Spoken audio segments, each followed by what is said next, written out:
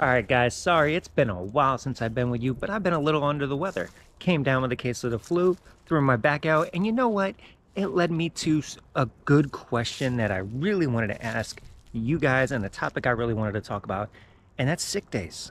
How do you handle sick days in your reselling business? How do you still get paid if this is your full-time job? What do you do? So we're going to talk about that today. But first, we're going to start off with something easy, and that comes from Taco Facts. He just asked simply, what size envelopes do you use? Taco Facts, nice, easy question. One I like to occasionally take here on the channel. If you guys have been around for a while, I answered questions like this a lot. Just simple, what size envelope do you use? And it's a good question because, you know, you've seen me use two different sizes. Everybody uses different sizes. I use the 6-inch for 3 cards or less. Anything more than 3 cards, I use a 10-inch. Reason being, I use the smaller envelope on the smaller, you know, just 1 card type orders or up to 3 cards and 1 card saver. Just because I feel it fits more snug and there's less moving around in the package, even with a little bit of tape. I feel like the number 10, there's just, you know, just too much room, too much chance to get caught in the machine. It's just my personal preference. But obviously you see this one where I have 2 card savers. I used a number 10, the bigger one. So those are the 2 size envelopes I use. I get mine at Walmart. For the 6s, I get the gummed envelopes.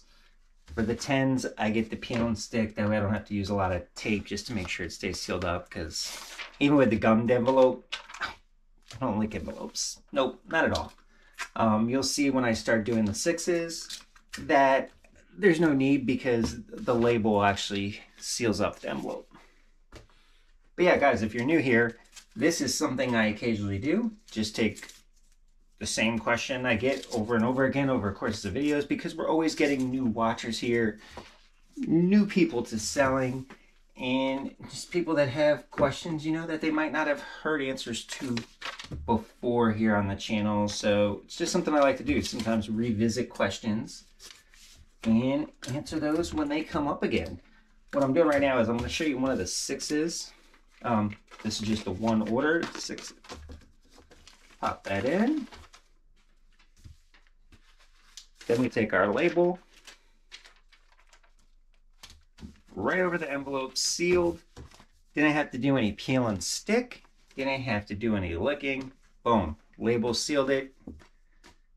That envelope's not opening. All right, guys, so if you want to join the community and be here when we talk about all of these topics regarding reselling and sports cards, make sure to hit that subscribe button. That way you know when I post a video and we just, you know, talk about more of these comments. Now, in the meantime, let's start talking about sick days. Do you take them? Do you power through? What do you do to pay the bills if you do take them? We've got a lot to talk about with this one, so let's just go. As you can tell with the cough right there, sorry, I've been a little under the weather the past week. You saw there wasn't a video last week, and there just was not any way I was going to have the energy to film video, edit video, and try to recover while also still working 2 jobs and actually calling out a little bit last week. I was that sick, had a case of the flu, and it really knocked me down. I had about 2.5 days where you got nothing out of me.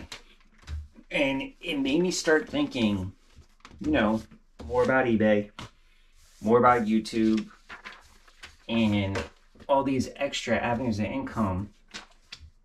What do you do when you're sick? When you can't, you know, get the job done, especially when you work for yourself. It's something a lot of people don't think about when they try to get into reselling or YouTube and try to do this stuff full-time and leave a full-time job. What happens when you get sick? What happens when you just can't answer the bell and go to work? Yeah, you may, you know, be working for yourself and paying some health insurance, but who's going to pay the bills if you're sick and can't work? Do you have any PTO time? Like if you were working at a regular job? Probably not. So there's not money there, to pay you for that day off. And not even just, that day to recuperate. Nothing gets done. Nothing gets done. When it comes to eBay, do you get any listings done? Do you get any shipping done?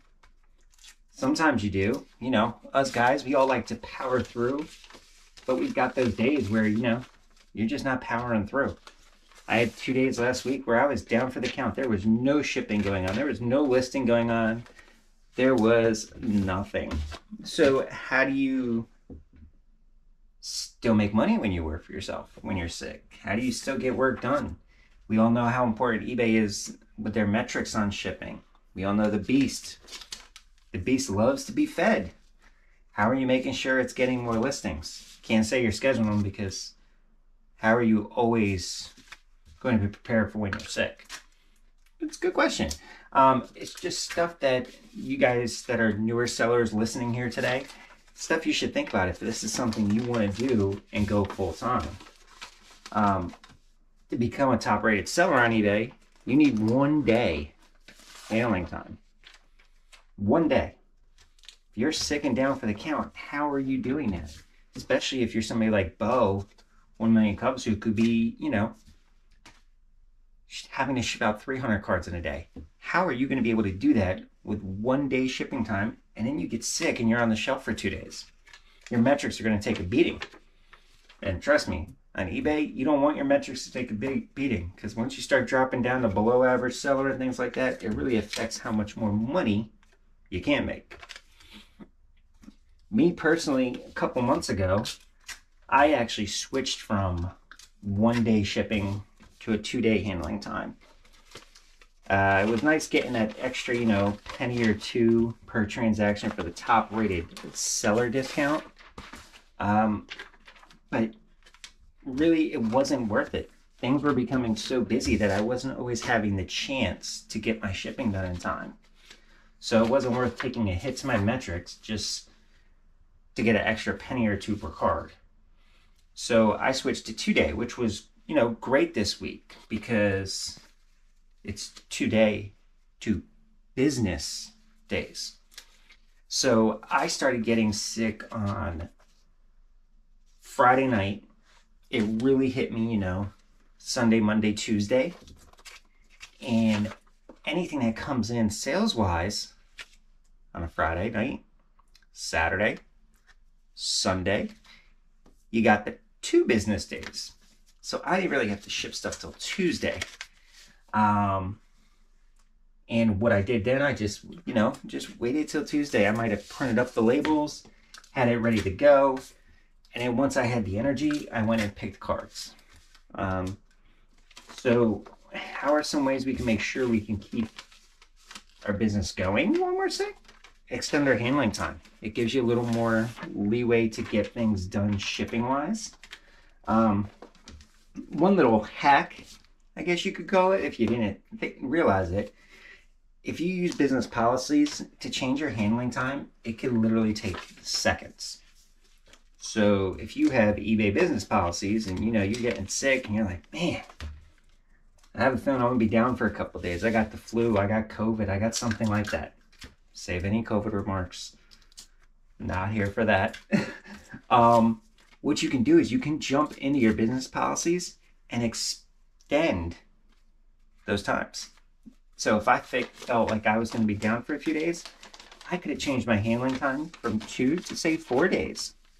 Could have affected sales a little bit, but it would give me that extra time to get my shipping done. The only catch, anything that's already sold or has offers is still on your old handling time. But if you feel yourself getting sick, it's a good way to, bump things out. But I mean, you guys that do this full time, I'm very curious. What do you do in your business when you get sick? How do you keep things moving if you get to that point where, you just need to take a day or 2 off? How do you keep that train moving? Let us know in the comments below, because I'm sure a lot of people are going to be curious, and I'm sure a lot of new sellers watching this are probably like, I've never thought about that. I've always thought it's just something I can do in my spare time. maybe go full-time one day if I'm making enough money, and didn't think about that potential of getting sick and missing work. So what do you guys do? But yeah, just a little topic, just some thoughts in my head today. So it's just something I wanted to talk about. You know, last week was a long week, and I can only imagine if I was doing this full time and had to do all that work. So now we got a quick comment before we go for the day, and it comes from Scatter. There's been a lot of talk, about time invested into these low-end cards, and is it worth the time? Well, Scatter says he doesn't care how much time is invested because it's his hobby. And it just doesn't matter. It's his hobby. I like that. Let's talk about it. And just because I got a couple more cards to ship, I figured I'd mention Scatter's comment. This was from the video about killing the hobby, but it's a topic that's going around the videos a lot about, is it a waste of time to sell your low-end cards? Are you making any money? You spend all this time for pennies on the dollar. The thing we hear all the time when you sell low-end cards, especially when you put yourself out there here on YouTube about it. Scatter's comment was great. It's his hobby. And that's how I consider this. It's my hobby. So he doesn't care at all how much time is invested in these cards. He doesn't care. It's a hobby. It's his release. And Scatter, that's 100% how I feel. And I'm sure even the low-end guys that sell volume game, even if this is what they do for a living, it's also their hobby. Most of them, not all of them. Some of them do just consider it 100% of business. They don't care about the time because it's something they love to do. For me as a part-timer, it's relaxing, an escape, a way to just do something different than what I normally do at my full-time job or my part-time job. It's just something fun, and don't care at all how much time gets invested into these cards. Alright guys, that wasn't a long video today. Just kind of wanted to get back into the groove. It's been a little while since I've done YouTube, done some shipping. Wanted to get your guys' opinions on what happens when you guys are sick. What do you do? So in the meantime, why don't you go check out the video about killing the hobby. Sports card sellers and collectors debate. And later this week we'll be back with a good one and answer some more questions.